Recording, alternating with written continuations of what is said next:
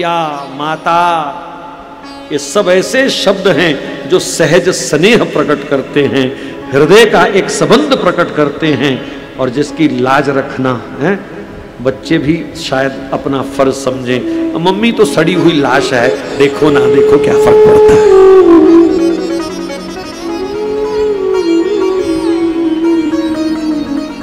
कहने लगे मोहन मैया मैया, नंद मेहर सो बाबा बाबा, अरूहल धर सो भैया भैया भैया। मैयारी मोहे माखन भावे, ये मेवा मिष्ठान कहती तू मोहे नहीं रुचि आवे। मैयारी मोहे माखन भावे, मुझे माखन चाहिए मां, मुझे माखन। भगवान की कथाओं में माखन चोरी, माखन प्रियता बहुत प्रसिद्ध कथाएं हैं, पर मैंने अपनी व्यासपीठ से कभी भी श्री कृष्ण को माखन चोर नहीं कहा, ना ही वो माखन चोर हैं। वो चित्त चोर हैं, वो पाप चोर हैं, दिल चुराते हैं, हमारे पाप चुरा लेते हैं, ये तो सत्य है। पर श्री कृष्ण ने कभी भी माखन नहीं चुराया, ये बात मैं सिद्ध कर सकता हूं। मां की गोद में कृष्ण को माखन खाते देखती थी गोपियां, तो रो रो करके भगवान से कहती थी, कब हूं अपने घर देखूं माखन खाते। प्रभु कभी ऐसा समय आएगा कि ये बालक, ये कृष्ण हमारे घर में भी कभी माखन खाए आकर के, मैं छुप करके बैठ जाऊंगी कहीं। ये तो राजा का बेटा है ना, हम गरीबियों के घर में ये क्यों आएगा? गरीब के घर में खाने में हो सकता है इसको संकोच लगे, शर्म लगे। मैं मटकी आंगन में रख करके छुप जाऊंगी, अथवा छीके के ऊपर रख करके मटकी रस्सी थोड़ी ढीली कर जाऊंगी ताकि आराम से इसका हाथ पहुंच जाए और ये माखन खा के चला जाए।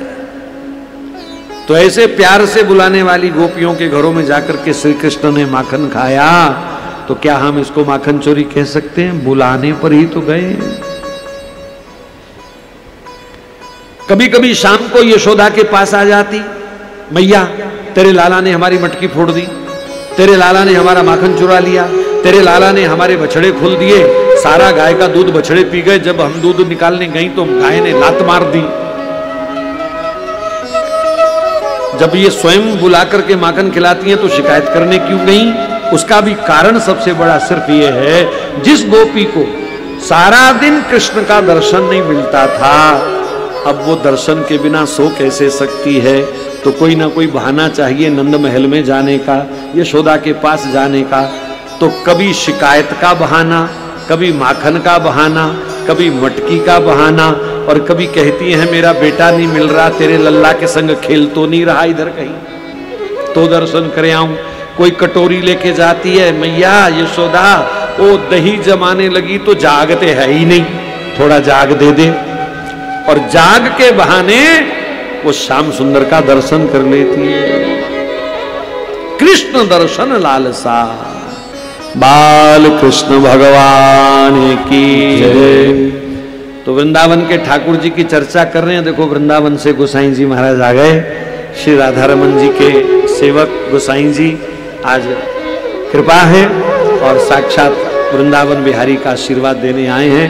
बोलो राधा रमन लाल की जय। बड़ी कृपा प्रभु, जय हो।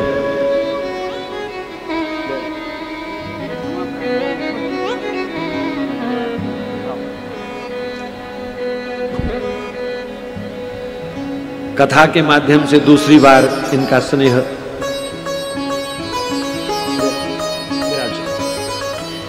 बोलो बाल कृष्ण भगवान की जय।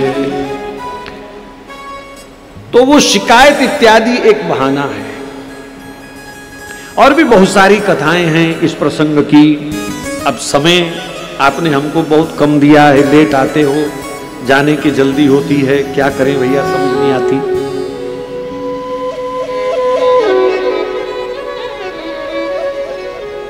गर्ग संहिता में एक गोपी की कथा है।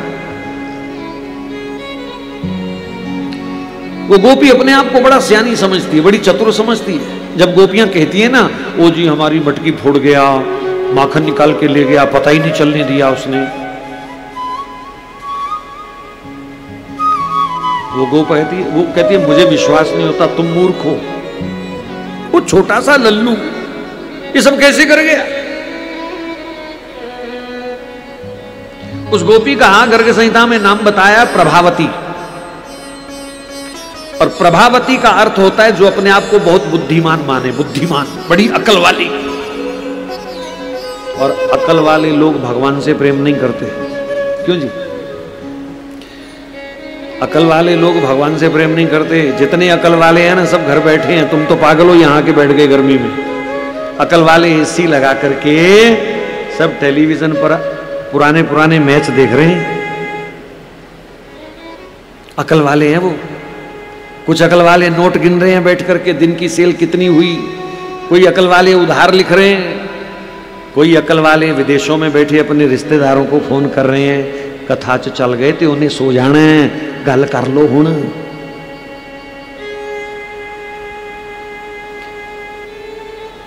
तो प्रभावती अपने आप को बड़ी समझदार मानती है। उसने कहा मेरे घर में आके दिखाए कृष्ण, मैं देखूंगी कैसे ले गया माखन। ठाकुर जी को उनके ग्वाल सखाओं ने सूचना दे दी कि प्रभावती ने आपको चुनौती दी है, चैलेंज दिया है कि मेरे घर में आके दिखाए। तो भगवान ने कहा ठीक है, कल फिर उधर करते हैं हमला। प्रभावती को भी कहीं से पता चल गया कि कृष्ण ने भी चुनौती स्वीकार कर ली है और कल वो हमला करेंगे माखन पर। महाराज उसने सीके की मटकी पर घंटी बांध दी। क्या बांध दी? घंटी, कि कहीं मैं सो भी जाऊं तो मटकी छेड़ेगा तो घंटी बज जाएगी। प्रभावती कहीं घर के काम में थी कि सो रही थी कि गौशाला में थी, भगवान जाने। मंडली लेकर के कृष्ण पहुंचे, एक के ऊपर एक चढ़ा और जैसे ही मटकी पर हाथ लगाने लगे तो श्री कृष्ण की घंटी पर नजर चली गई। बोले रुको रुको रुको रुको, ये तो बड़ी चालाक है, इसने घंटी बांध रखी है। बोले रुक जाओ। घंटी से कहा घंटी मुझे भूख लग रही है, मेरे मित्रों को भूख लग रही है, लेकिन ये भूख तभी शांत हो सकती है जब तू शांत रहे। तो घंटी ने धीरे से सिर हिलाया, कहा ठीक है प्रभु, आपकी आज्ञा का पालन करूंगी। बोले बजना नहीं। बोले नहीं बजूंगी। भगवान ने हाथ लगाया मटकी को, घंटी नहीं बजी। माखन का पेड़ा निकाला, नीचे दिया, घंटी नहीं बजी। सब मित्रों ने बारी बारी माखन खाया, घंटी नहीं बजी।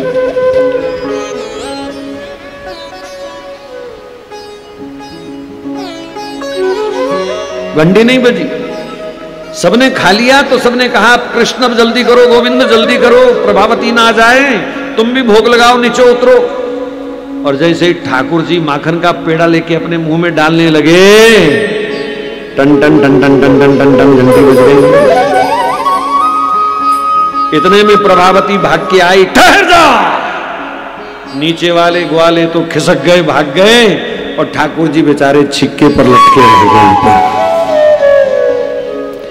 प्रभावती कहते क्यों रे, बनाना जमूरा, अब आया मजा। चला था प्रभावती को ठगने। भगवान ने कहा नीचे उतार ले, फिर बात कर लेना, गिर जाऊंगा, कहीं हड्डी पसली टूटेगी, मेरी मां रोएगी बेचारी, नीचे उतार के बात कर जो करनी है। चलो उतारा। ठाकुर जी ने कहा नहीं, तू जीती मैं हारा, आगे से ऐसा कभी नहीं करूंगा, तेरे घर कभी नहीं आऊंगा, आज जान दे। उसने तो कस के हाथ पकड़ लिया। कृष्ण कहते हैं ग्वालिन मत पकड़े मोरी बहिया, मोरी दुखे नरम कलैया। पर वो कहाँ माने, वो तो घमंडी है, बड़ी बुद्धिमान मानती है। बोले तेरी माँ के सामने लेके जाऊंगी। कस के हाथ पकड़ा और चल पड़ी माँ के पास, यशोदा के पास। अब वो महाराज वृंदावन की महारानी है यशोदा, ये हमारी तरह थोड़ी है नंगे सिर घूमेंगी। 2.5 हाथ लंबा घूंघट, यहां तक पेट तक का घूंघट दोहरा। आज भी वृंदावन की देवियां घर से बाहर निकलती हैं तो महाराज पूरा घूंघट होता है। पर फैशन के दौर में यहां तो दिख रही हैं कुछ कुछ दुपट्टे वाली, शहरों में चले जाओ, दुपट्टा तो दिखता ही नहीं है महाराज। मैं कभी कभी सोचता हूं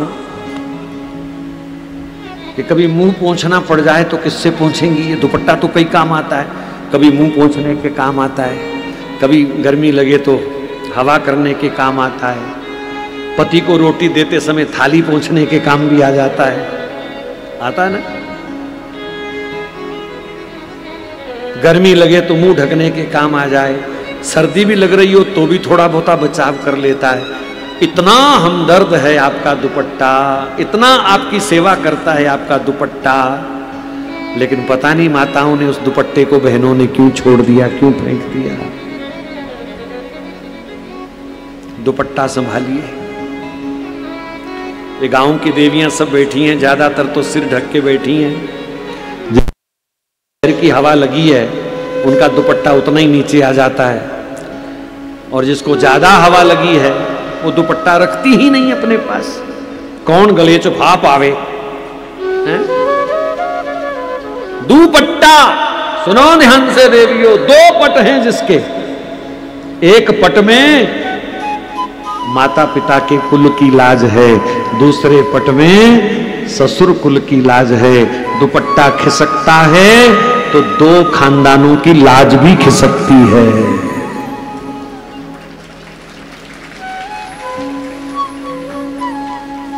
इसलिए इस दुपट्टे को कभी भी गिरने मत देना, मेरी प्रार्थना है। बाकी आप स्वतंत्र हैं, मालिक हैं, माने ना माने, कोई ऐसा परिधान ना पहने जिसमें दुपट्टा ना लगता हो।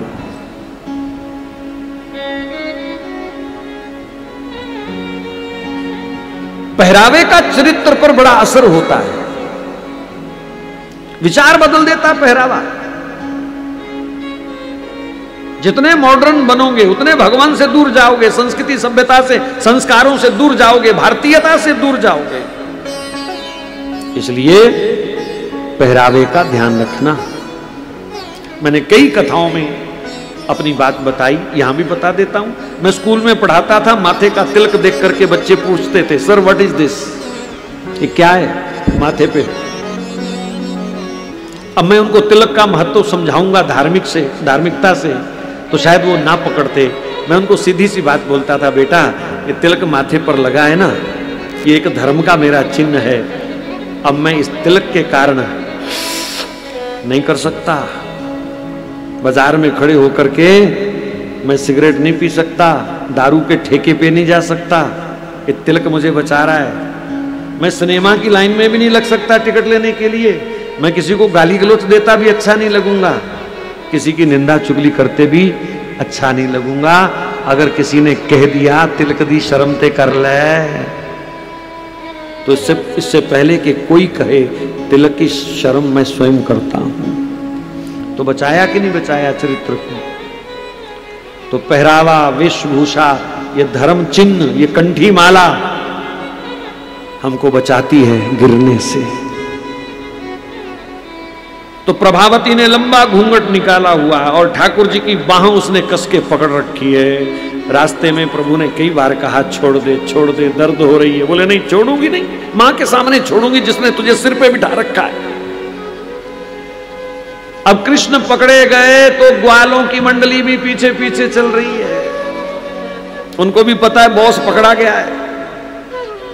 उस मंडली में प्रभावती का बेटा भी है, इकट्ठे ही खेलते हैं, इकट्ठे माखन चोरी करते हैं लोगों के घरों में। तो भगवान ने जब देखा कि प्रभावती बाहर नहीं छोड़ रही, तो उन्होंने प्रभावती के बेटे को कहा मेरे साथ चल, बराबर चल, आजा। अब बॉस का कहना तो मानना पड़ेगा ना, वो साथ साथ चलने लगा बराबर बराबर। प्रभावती तो घूंघट में है, उसको तो पता नहीं चला कि बेटा भी साथ चल रहा है। तो ठाकुर जी ने एकदम रोंदू सा बहुत दर्द हो रही है, बहुत दर्द हो रही है, छोड़ दे। नहीं छोड़ती, अच्छा नहीं छोड़ती, वो हाथ तो बदल ले, कम से कम दूसरा वाला पकड़ ले, बहुत दर्द हो रही है। काला दूसरा दे इधर। अब जैसे उसने कहा दूसरा दे, तो ठाकुर जी ने उसके बेटे का हाथ पकड़ा दिया। अब खींचती हुई घसीटती हुई ले गई। यशोदा बड़ा सिर पे बिठा रखा है तूने, रंगे हाथ पकड़ा है मैंने। यशोदा ने कहा किसको पकड़ रखा है तूने, किसको पकड़ा रंगे हाथ, घूंघट तो उठा जरा। जैसे ही घूंघट उठाया तो कृष्ण तो मां की गोद में बैठे माखन खा रहे हैं, और इधर देखा और मोया मर जाने, तू किथों आ गया। वो हाथ छुड़ा के भाग गया और कृष्ण ने कहा प्रभावती ठेंगा।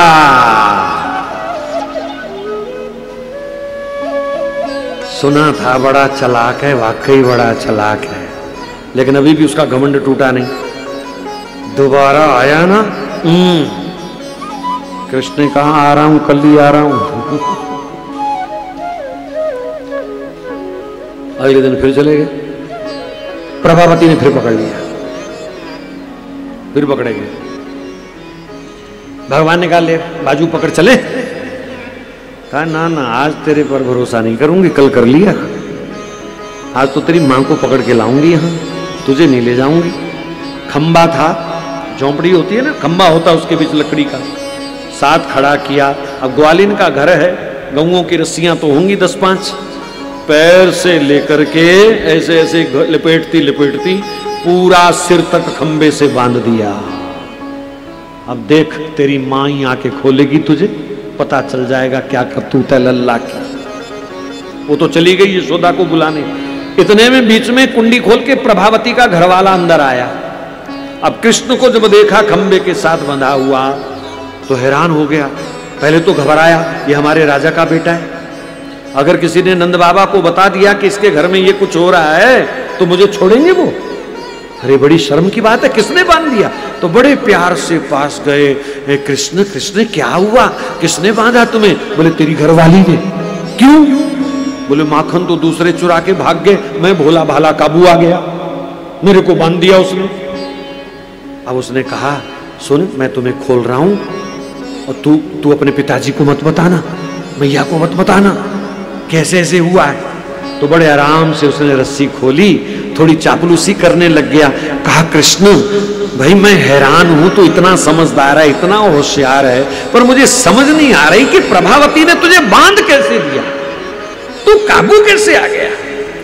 कृष्ण ने कहा बताऊं कैसे काबू आया, कैसे बांधा? बोले बताओ। बोले उसने मेरा हाथ पकड़ा, अब उसका हाथ पकड़ लिया। बोले खंबे के साथ खड़ा किया, खंबे के साथ खड़ा कर दिया। बोले ऐसे ऐसे ऐसे ऐसे रस्सी बांधती गई और उसके घर वाले को सारा बांध दिया। अब वो कहता आने दे, आज ऐसी लगाऊंगा इसको 2 चपत।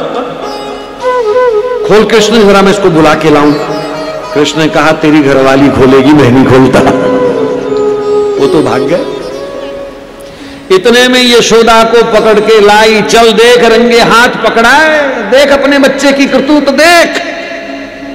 दरवाजा खोला तो कहती है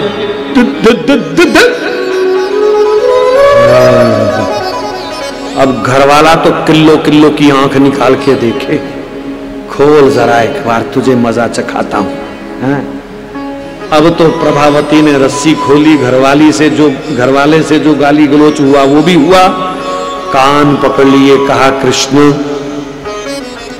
तू जितते आते मैं हारे, तू जितते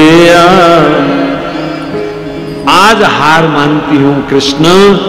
मैं अपने आप को बड़ा बुद्धिमान मानती थी, चतुर मानती थी, लेकिन व्यवहार में बुद्धिमान होना, व्यवहार में चतुर होना, संसार में बुद्धिमान चतुर होना शायद बुरी बात नहीं, पर बुद्धि और चतुराई कभी भगवान को नहीं दिखानी। ऐसे लोग बहुत घाटे में रहेंगे जो भगवान को बुद्धि दिखाएंगे, जो भगवान को चतुराई दिखाएंगे।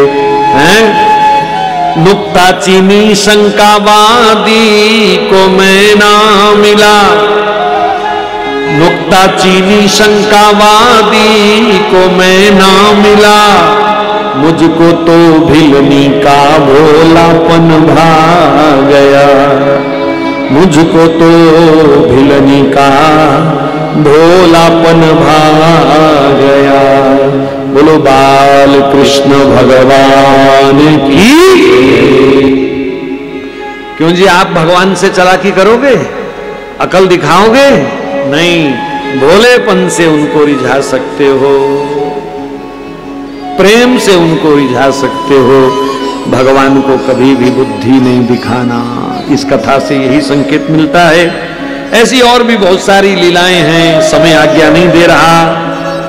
घर में मटकी फोड़ी, मां ने उखल से बांध दिया। अर्जुन के 2 पेड़ आंगन में थे, भगवान ने उखल फंसा करके उखाड़ दिए। ये पेड़ कहां से आए? बोले कुबेर जी के 2 पुत्र नारद जी के श्राप से नलकूबर और मणिग्रीव पेड़ बने हुए थे, भगवान ने उनका उद्धार कर दिया। पेड़ों का गिरना ब्रजवासियों ने बड़ा अशुभ माना। कहीं ऊपर गिर जाते तो, कोई ऐसी वैसी घटना घट जाती तो सब ब्रजवासी उसी समय निर्णय करते हैं और उन्होंने गोकुल का त्याग कर दिया। गोकुल का त्याग कर दिया। बीच में जल्दबाजी में कथा छूट गई ठाकुर जी के नामकरण की। गर्गाचार्य जी ने बड़े भाई का नाम बलराम और छोटे भाई का नाम कृष्ण रखा।